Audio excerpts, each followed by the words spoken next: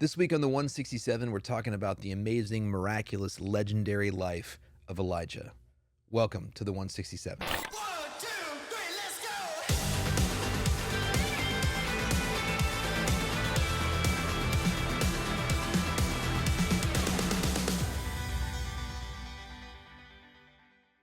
go! Hey, welcome back to the 167. I'm Pastor Lucas Motley, and with me today is Pastor Rick George Good morning. and Carissa Motley. Good morning.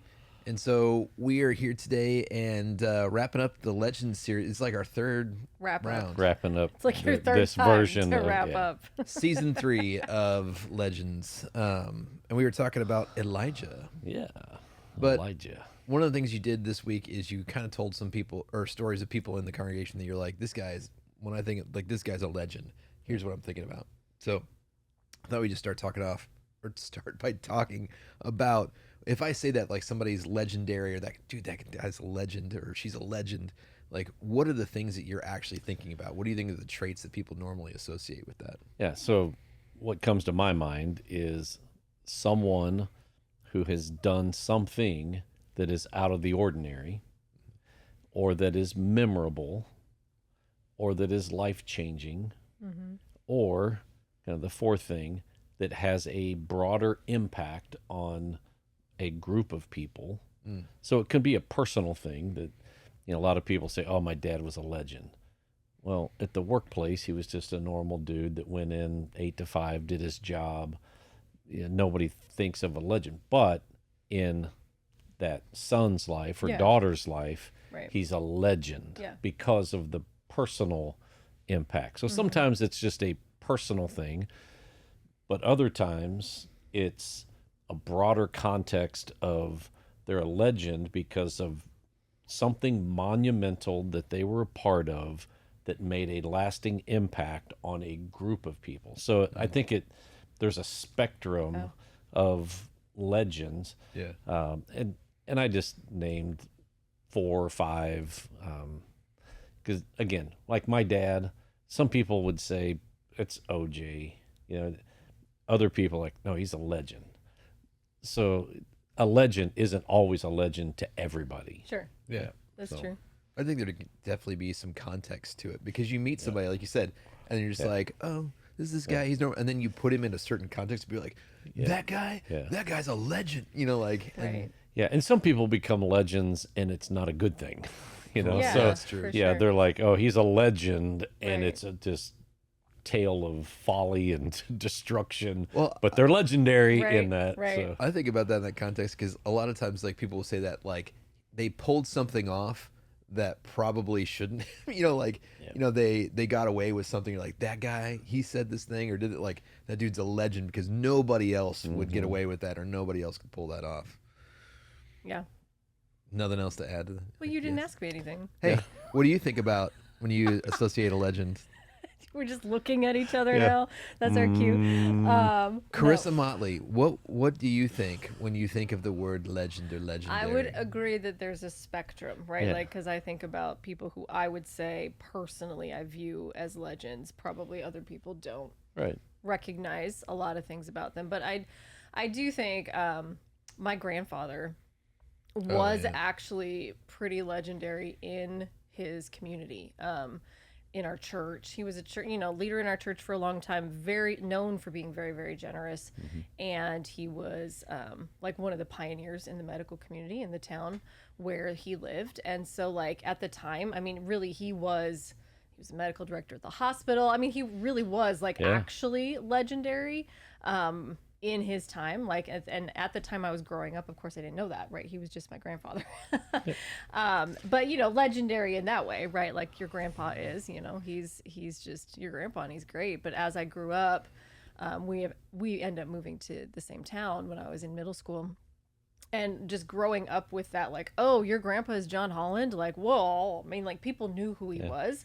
And so he had this really excellent reputation. And I remember being that was such an impactful thing for me as I was growing up. Just like, oh, I like living in the shadow of this man that people actually know who he is. Yeah, that was a really weird experience because, I mean, we were married at the time, but like we were first dating, I came to visit, and her parents didn't like me very much because we had. It's not that they didn't like you. I probably You wasn't their just first were pick. weird, you Yeah, know? they just So didn't like you. I wasn't in the first round They draft, didn't know you. and so, but John immediately, like, we went to Monocle's Pizza, and he was like, "I want to sit by," and like John and I just got along, and he was great. And then I went to his funeral, like his memorial service, and it was like Stalin died. I mean, like the entire town of Springfield, Illinois, which is not a small, Right. it's the capital. There were Like a lot of people there. people are just parading through for like 8 hours, like going through. It was crazy. that was an exaggeration, but it was a lot of people A lot. for sure. Yeah. It was crazy, and then to find out that he had like pioneered the first ambulance service in Springfield, and like I'm like learning all this stuff, and I'm like, what did I marry into? Like, what? Yeah. But again, kind of tapping back into how I started the message that anybody can be a legend. Yep, absolutely. And so for your grandpa, he wasn't born a legend. Right. Like he became legendary because of some intentional Right. acts and some things that he purposefully did, not to become a legend, but the legend was made just The legend from his was born. Yeah, so just Yeah. wow, look what happened. Yeah. And so from the biblical context, and what I was trying to point out is I don't think it was Elijah's goal to be a legend. Right. It was his goal to be obedient. Yep. Becoming a legend was the byproduct of being obedient. And I Right. think that's true really for any of us when we know God, we're faithful, we're obedient, we do it for his glory. Because people that are self-seeking, that whole I want to be a legend, well, they're selfish jerks. So, Right. Sure. okay, well, yes, you're a legend, but for a whole nother reason. Right. It's no, I'm just being a faithful, obedient servant, and then somehow in the midst of that, it's like you grow into this legendary figure that had a greater impact than you ever even thought or dreamed Right. that you would be. So Yeah, for sure. And you touched on that, and I don't think that people generally associate obedience with that. Like I don't know is that people generally associate obedience as a pathway to making a huge difference.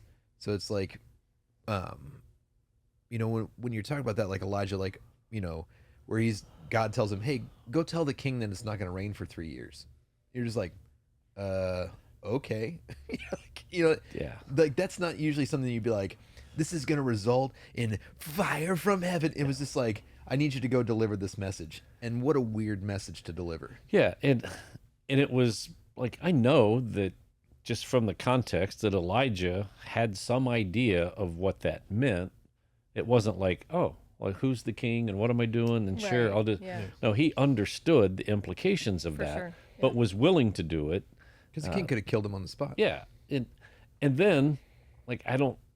Again, it doesn't tell us, but I can envision Elijah spending all this time in preparation of his obedience, with the idea, okay, in a couple of years we're going to go back and we're going to have this big battle royal, and there's going to be these 850 and just me, and I'm going to do Yeah. like I don't think it was all that planned out. It Right. was okay. Oh, you want me to go back and tell him this now? Okay, and then it just.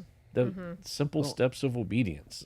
And certainly not that's one of my favorite parts of the story is the Disney princess of it all, where it's like, I want you to go and live by the river. Yeah. And like, I'm going to have birds bring you food. It's just like, like that would drive me insane. It says he does this for, I don't know how long he's at Cherith, but like there's a 3-year period. And so however long it takes a brook to dry up. And so it's just one of those things where it's like, those step-by-step processes, like I want you to go sit by this lake and don't move it, or this river and don't move until I tell you. That's rough obedience. Yeah. So when you guys think about that in today's context, for our listeners, it may not be I want you to go live in the woods like a hermit, but what would you say might be some of those, an example of those small pieces of obedience that might lead to something bigger in a ministry context? Like where have you seen that played out? Well, I think that you see that. I mean, when you stop and think about it, right, you see that a lot. Like, I think a lot of times people have a feeling, right, where they're like, I feel like I should do blank, or I feel like, but they're not sure, right? I think I should do this, or like they're just having this kind of reaction, right? A lot of times ministry, like serving in a ministry is like, I feel like I'm supposed to do this. And so I think in that moment, whether we act on that or not can be really pivotal, right? So it's like, if you feel like, and God can move through your feelings, right? Holy Spirit can help you feel a thing and move you in a direction through that, right? If you're like, oh no, I feel like I'm supposed to serve in youth ministry.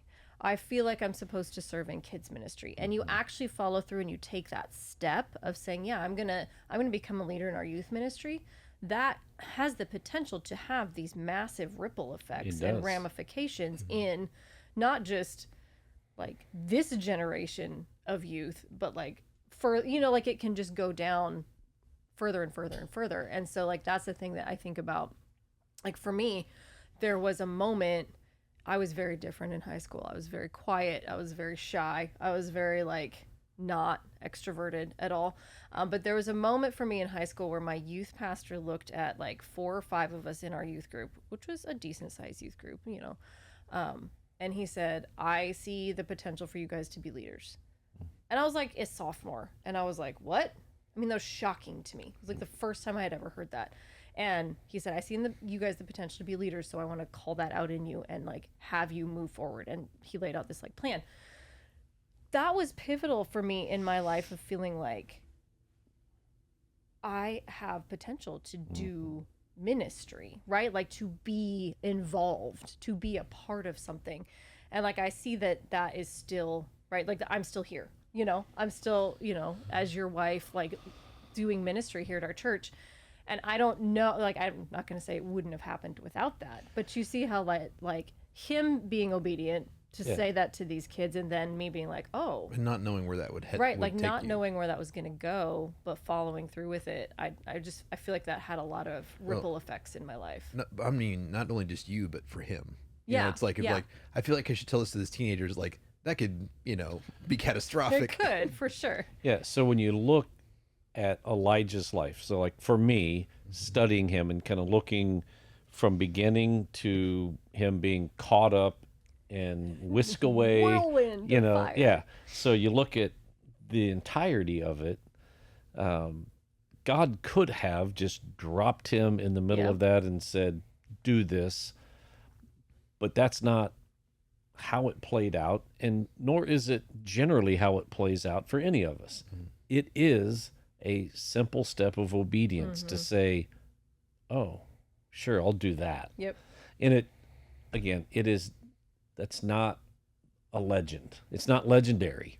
It's just something that needed to be done. Yes. And then you're like, okay, I'll go do that, or I'll say that, or I'll participate in that. And then it takes you to the next thing. And so everything that you're dealing with, going through, or saying yes to is just, again, I use that phrase, preparation. Right. It's preparing you for the next thing. Yeah. And then you put all those next things together, and it's like, wow, look at Elijah. Like this whole, like we didn't even scratch the surface of the impact that Elijah had. Those were just 3 monumental moments, but his impact was well beyond those. Well, yeah, I always love that too, where I'm sure there are things in between the pages on those things, but a lot of people are like, oh, Elijah. I'm like, there's like 8 big things, like in his life, and he lives a full life. So you're like, there's a lot of years in between for preparation. You kind of meet him. You don't meet him when he's 9. Yeah. So I guess for our listeners, viewers, how does this relate to me? Well, just take that next step of obedience, even if it doesn't seem to be that impactful. It's your obedience that then puts things in motion. It starts a process of God saying, okay, well, now that you're moving, and now that I know that you're listening, well, now do this and do that. And well, yeah, I think that is, sometimes we don't view that as obedience, as like saying yes to something, that you're like, oh, I kind of think the Lord might be calling me to this, but you have the opportunity to say no also. So that's where your yes becomes that motion of obedience, that choice. Churches are full, New Life included, but churches are full of very talented, gifted people who have just never said yes. Right. Who they feel something, they sense something, but they're hesitant and they make excuses, or the enemy persuades them to say, Right. well, you're not ready for that, or Yeah. you're not that good, or nobody cares. And so we just sit and do nothing, and there's a lot of legends that are just left on the Right. pew. Yeah, because or I in- think I just- think one of the biggest lies that people hear is like, what you have to offer doesn't really matter. Yeah. It doesn't really matter if you do it or not. Like, look at all these other people who are already like it's not going to make Yeah. that much of a difference. Well, and you see a John Holland when he's the medical director, but you don't see him when he's in med school. Right. Like, and people go, "Oh, I can never do that," and I think that people underestimate that. And I will shameless plug a few things around the church, and I'll shamelessly plug also or praise our daughter. So our daughter Olivia, she's the one that usually works with kiddos and stuff, and Olivia has this incredible capacity to love children because when she's with them, she gets down on their level and she plays with them, and she's just there for them. It's not like she's expounding the Bible to 3-year-olds. She just loves them. And so everywhere that we go, there is a small child that runs up and goes, "Olivia," and runs up and hugs her. And there's even, for a while, I think mostly in the old building, now she mostly runs tech. But in the old building, there were certain kids that would not go into the pre-K classrooms unless she was in there. And it was like, I'm sure that at some point, somebody's gonna be like, "There was this girl," and they're Yeah. gonna tell this story about how like she's famous around town with 4-year-olds. Like, and I think that's like your kindergarten teacher effect. Like usually everybody Yeah. remembers your kindergarten teacher, not because they like taught you math, but because usually kindergarten teachers are still that teacher that can give you a hug and they can like instill love on you. And like there's just these people. So if you are like, "I'm not legendary," you can be famous with an entire next generation if you just volunteer for children's ministry and love on kids. And like they will grow up and tell, Mr. Nathan is famous here, and Mr. Nick and Miss Misty. Right. Like they are all famous in all of the children that are now in junior high and high school because they grew up here at New Life, and that person is a legend to them, and all they do is they teach. They show up. Yeah, They and, show up every Sunday. I think I don't remember. I may have shared this before at some point. But when I was first in church as a high school, still wasn't in love with Jesus, but our family started going and I was still a mess. But our Sunday school teacher, I can't tell you one thing that he ever taught. He was not a good teacher. Like, so back then we had a group, so you had Sunday school. Yep. And you had high school boys, junior high boys, high school girls, junior high girls, the kid. So they were divided up. And he was the high school boys teacher.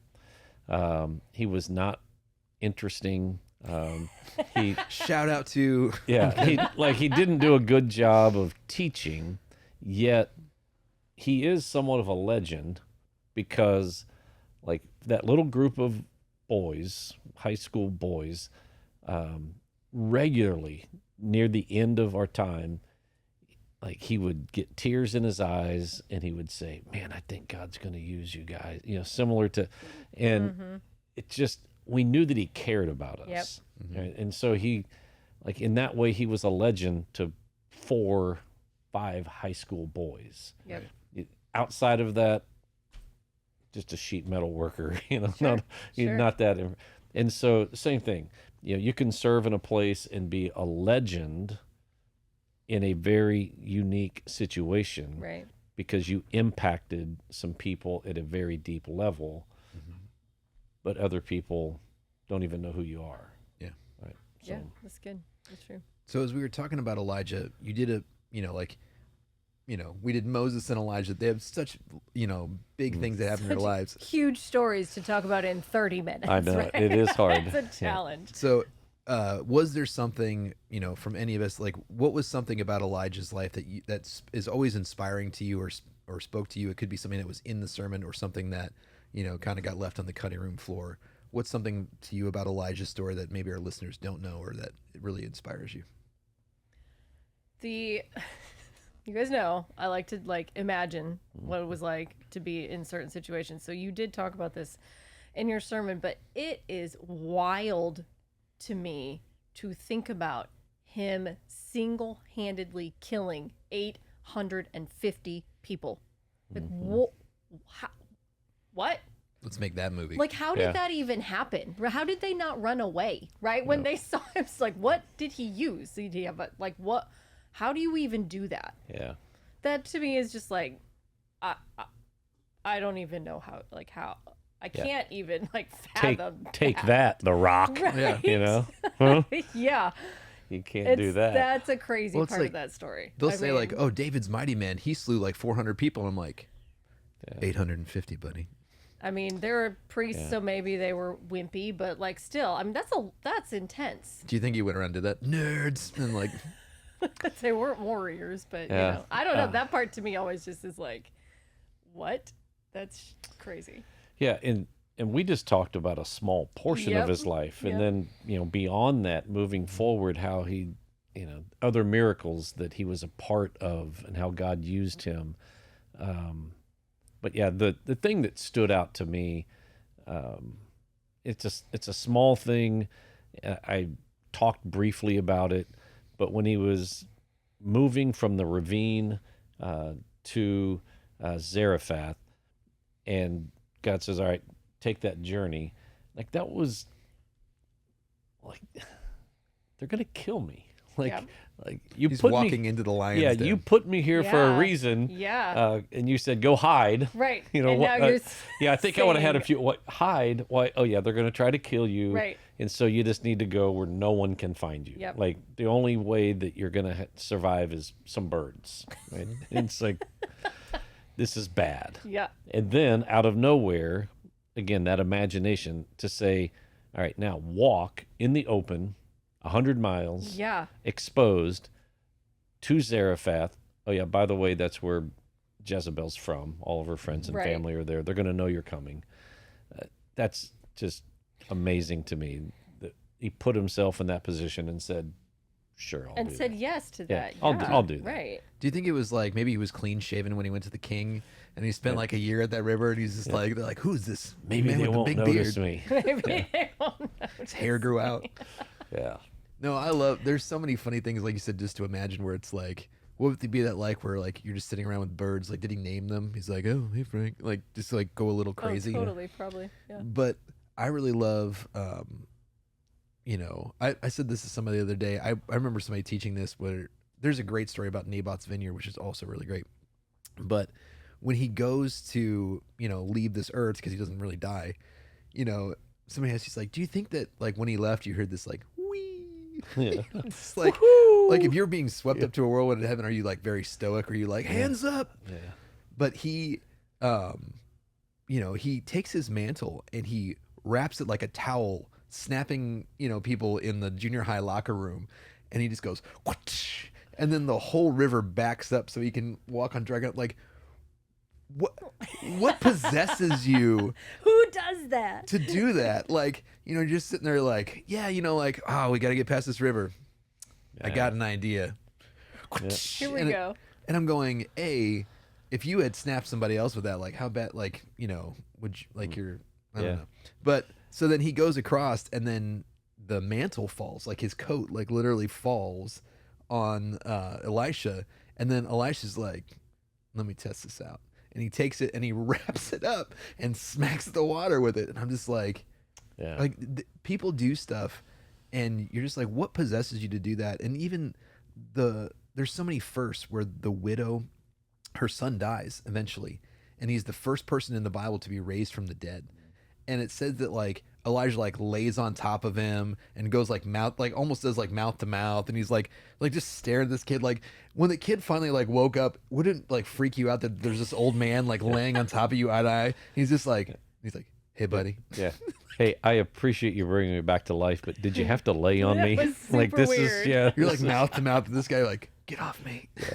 Like that would be super yeah. weird. But like, what would that be like to be the first person that God's like, hey, I want you to raise that guy from the dead? Or like, what do I do? I don't know. I could try laying on top of him. Like what would it be like to be called to do the first of something? But I always think that's inspiring for me about Elijah is that he's called to do things that he has no context for. Yeah, and again, what sets him apart as a legend, kind of a legend beyond legends, is even after he dies, he still has an impact. Right. Yeah. Like miracles are still happening even after he died because of him. Mm-hmm. You know, and Yeah. so, yeah, he's an incredible man, and Well, even John the Baptist, it says he has the mantle of Elijah. Yeah. Like so his reputation precedes him. Yeah, for sure.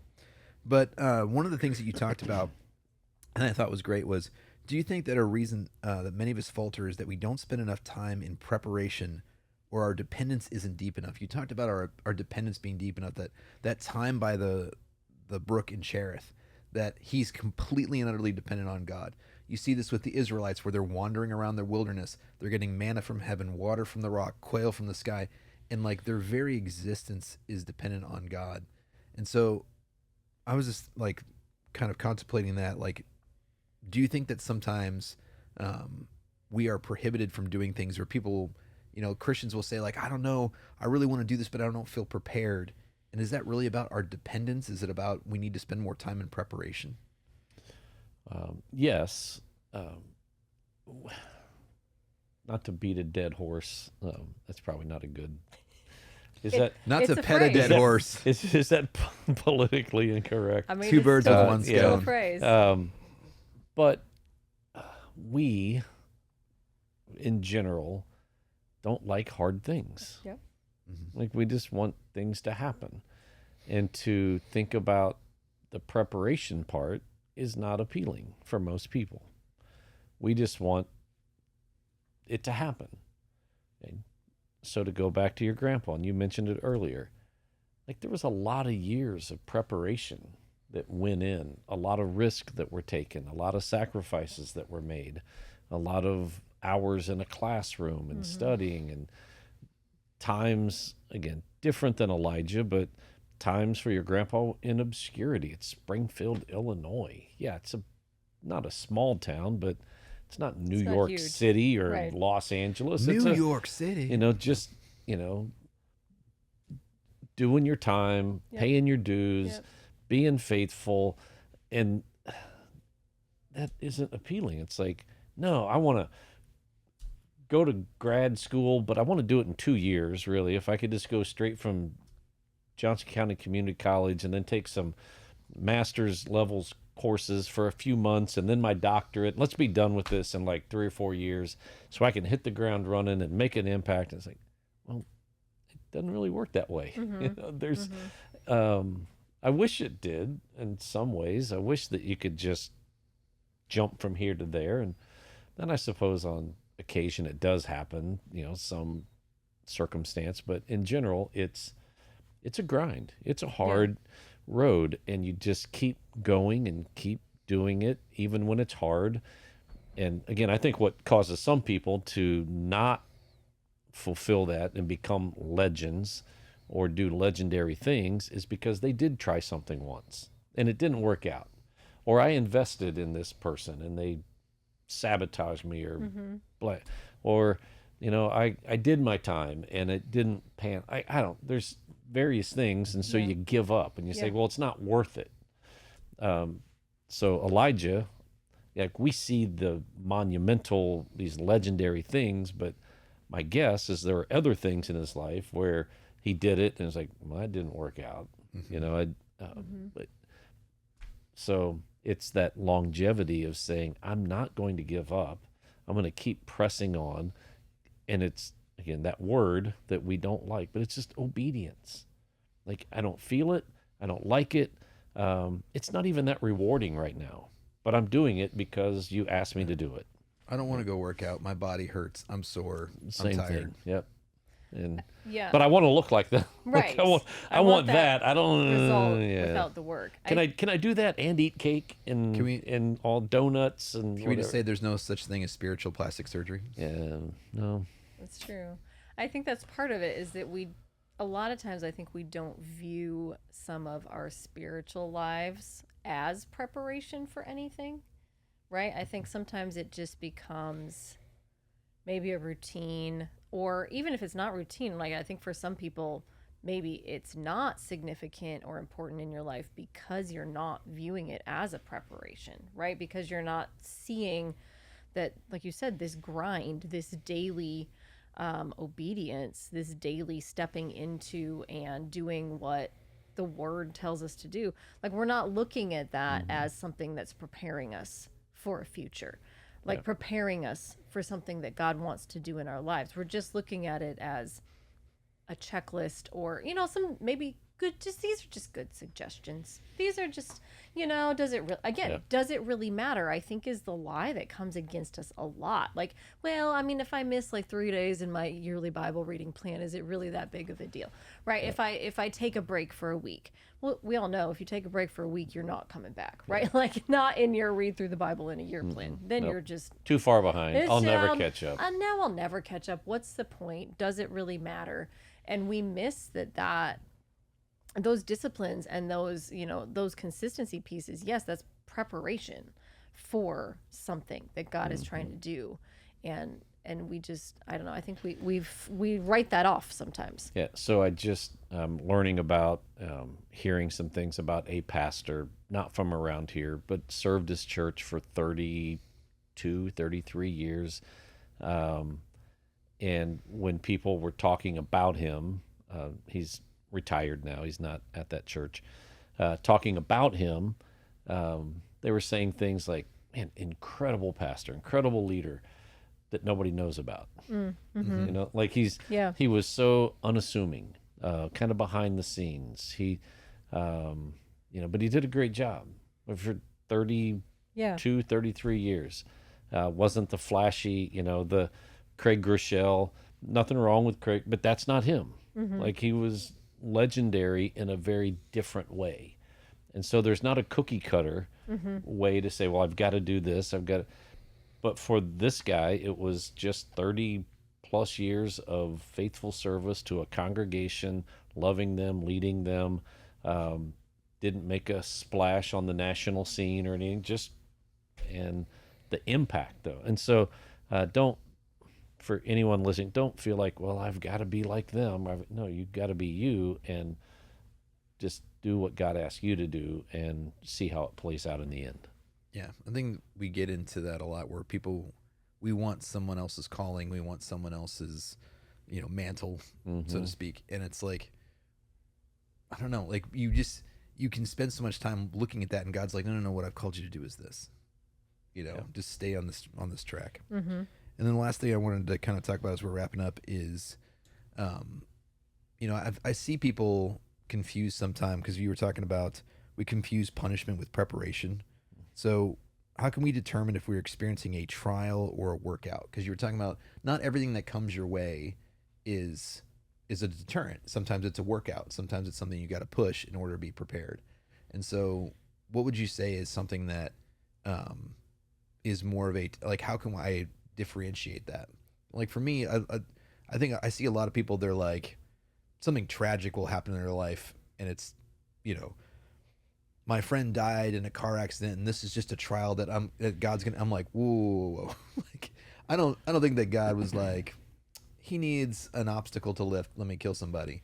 But there are definitely things I think that when God calls you into witness for your faith, that might be for you where it's like, hey, I need you to test you on a small stage so that you can prepare for a big stage. So in general, and we don't have time to dig deep into this, but as a general statement, I will say that everything in life is preparation for the next thing in life. So the greatest joys or the greatest sorrows, they're all to prepare us for something. So 2 Corinthians chapter 1, we are comforted by the comfort of the Holy Spirit, not just so we're comforted. It says we're comforted so that we can comfort others. And we're able to do that with the same comfort that God has given us. It's actually, that verse is the YouVersion verse of the day today. And so I use it at funerals oftentimes. People are grieving. So in our grieving, it's a preparation. to allow the Holy Spirit to comfort us, so that that's the preparation part, so that we can comfort other people. So joy, sorrows, whatever it is, we can take it as a deterrent or we can take it as preparation. I think most of it's on us and how we process through it. Well, I think you used the word this week, invitation. Like that can be an invitation into growing and, you know, like coming closer to Jesus, or it can be something that just wrecks you. Yeah. And I can tell you, there are way more people than you might comprehend that feel deeply that God is punishing them for something in their past. That this happened because I'm being punished. It's much easier to receive that than it is that, no, this is preparing me. I don't know why. Again, we don't have time to dig deep into that, but I think it is way more acceptable to say I'm being punished than, hey, this is just to prepare me. We talked a little bit about that last week. Like, why is it so hard to accept grace, right? We've talked about that before. That it does feel better sometimes to sit in the God's mad at me, God's disappointed with me, I deserve this. This is just, you know, the repercussions of my actions, which in this world, right, is how we function. And so it's hard to wrap your brain around, like, no, like that's not punishment, right? That's not it. And, you know, your question, like, we confuse punishment and preparation. Like, should we see it as a trial? Should we see it as a workout? I mean, I think Paul would say, like, it's all useful, right? It's all, if you look at all the letters, like everything Paul talks about is every trial and every persecution and every difficult thing is useful for building up your faith. It's useful for, like you said, connecting with other people. It's useful, like, you know, the I've become all things to all people so that I might save some, right? Like, there's usefulness in all of it if we allow ourselves to see that. And I think that's the thing is, if you don't go, well, you know, this is happening because I did blank, right? This is happening because of this. Not trying to put that, I don't know, I think we want to understand things so badly that we try to put that on it, and then that negates the usefulness of the season. Yeah. Well, I think it's funny because when you guys were talking about, all I could think about is like, God can use anything that you're in. It doesn't mean that he causes it, but you Right. can use it. And so it's almost like people, you know, if you were training for a triathlon and then you were out boating and you fell off the boat, be like, I'll swim back to shore. This is like, you know, like, and I've been preparing for this. well, but I mean, like that in itself, you're like, oh, this is just more training. Right. And you and I talked about this just recently, I think. I remember seeing this movie where this guy's promoting a movie, and in the whole movie, he's using whatever calamity comes his way to promote the movie. And he has an assistant, and the assistant doesn't understand. He's like, wait a minute, why are you doing that? Like, that guy's your friend. And he goes, listen, you're not here to be friends. You're here to promote a movie. And he says, if I went upstairs and got a call that my grandmother had died, he goes, I would walk down those stairs, shed a tear, and go, it's a shame. She would have loved this movie. Yeah. Just like, and it's just that, like, that singular focus of, you know, everything in my life is preparing me. And so life is going to happen to us anyway. Like, if I fall off the boat, do I look at that? Or I even think about that sometimes, where I will, like, literally look at my kids and be like, I'm going to go to the gym. And they're like, yeah, but will you play soccer with me? And I'm like, well, I'm too tired because I went to the gym. And I'm going, rather than going, oh, I can use this to train. Yeah. And so, Yeah. you know, I want to encourage our listeners to, you know, even if you're going through a trial, even if you're going through a tough time, it's, you know, it's not that, you know, God's punishing you, or that, like, life just happens to you, and you can be that person that says, oh, I can use this to grow and become a better person. And that's a lot of times how legends Yeah. become. Become It's legends. through those Right. hard times. Right, because you watch how people walk through that, right? You watch the way that other people do that, and that becomes really inspirational. Like, you think about people who've walked through really difficult seasons, and the people who inspire me are the ones who stay faithful, right? They remain. They don't fall away. They don't, you know, they don't bemoan their circumstances. So I think that there's a lot to be said for that. And you look at, you know, Elijah, all these crazy things happen in his life, and he still keeps saying yes to God, right? He doesn't eventually be like, you know what, God, like, I think I've done enough. I've done enough things. Can you imagine that? Like Elijah raises somebody from the dead, be like, man, I wish I was Elijah. He just grabs him by the shirt collar and be like, I spent 3 years that's right. being fed by birds. You really don't. You don't you have want no this. idea. You guys don't even know. All right. Well, thank you guys for being here today. you're welcome. Thanks for listening to us. Join us next week. We're going to start a new series called Dinner with Jesus, right? Dinner with Jesus. So we invite you to check that out. Visit the links below in the YouTube description. If you want to check out our sermons online, visit New Life Community Church, plan your visit, any of those things. We will see you next time here on the 167. If you enjoyed this episode of the 167, make sure you like, subscribe, follow, get notified, leave a 5-star rating and a positive review. Tell all your friends to listen as well. Make sure you go over to newlifegardener.com and check out all that we have to offer as a church, and check out our messages online as well. Thanks for listening.